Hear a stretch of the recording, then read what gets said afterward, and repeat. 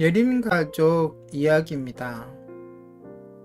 오늘은 한비아님의 글입니다.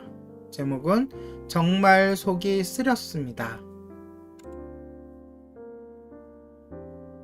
성인이 혼자 저녁 식사를 할 경우 우울감에 빠지거나 극단적 선택을 생각하는 위험이 높다는 연구 결과가 나왔다고 합니다.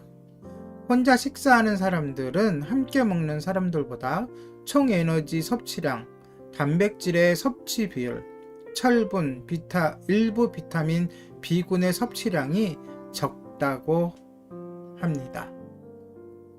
몇 달 전 어느 요리 잡지와의 인터뷰에서 100년 후에 열게 될 타임캡슐에 꼭 넣고 싶은 우리나라 음식이 뭐냐? 라는 질문을 받았습니다. 그때 저는 망설이지 않고 고추장이라고 대답했습니다. 물론 김치나 불고기 등도 있지만 그것은 유목민인 제가 갖고 다니기에는 불편합니다. 참고로 한비아님은 여행을 많이 다니셔서 자신을 유목민이라고 표현한 것입니다. 세계 일주를 하면서 고추장의 고마움을 더 절실하게 느꼈습니다. 외국에서 웬만한 곳이면 한국의 주요 먹거리를 손쉽게 구할 수 있습니다.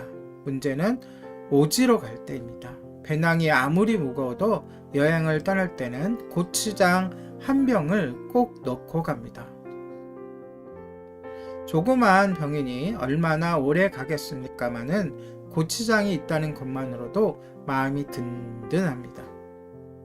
여행 중 한국인을 만나 고추장을 얻으면 1000만 원군을 얻는 것 같았습니다. 힘이 들거나 입맛을 잃었을 때 찬밥에 넣어 쓱쓱 비벼 먹는 고추장이 저에게 얼마나 큰 힘이 되는지 모릅니다. 식구들이나 친구들로부터 편지를 받지 못해서 정신적인 에너지를 충전할 수 없을 때 당장 필요한 육체적인 에너지를 공급해 주는 것이 바로 고추장입니다.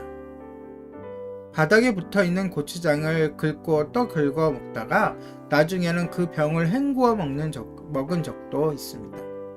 이렇게 아껴 먹는 고추장을 서양에서 여행하는 이들에게 인사조로 한국 음식 한번 먹어볼래요? 하면 맛도 모르는 사람들이 시식삼아 먹는다고 푹 퍼갈 땐 정말 속이 쓰렸습니다.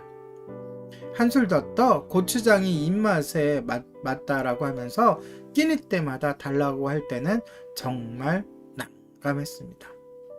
네, 한비아님의 귀한 글이었습니다. 그렇습니다. 저도 고추장에 온갖 야채를 넣고 계란 하나를 올려놓고 쓱쓱 비벼 먹는 비빔밥을 정말 좋아라 합니다.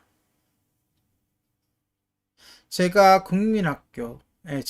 어렸을 때는 국민학교라고 했습니다. 지금은 초등학교죠.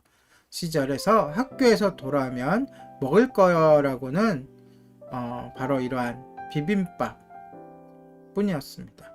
지금은 영양식이라도 할 수 있는 먹거리인데요. 배는 고픈데 저는 어쩔 수 없이 그야말로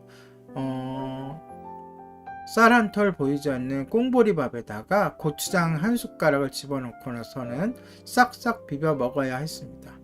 아무튼 고추장이 있어서 꽁보리밥을 맛있게 먹을 수 있었습니다. 지금은 모든 것이 풍족한 시대죠. 그러니 작은 것에도 감사하며 살아야겠습니다. 오늘의 예림 가족 이야기였습니다.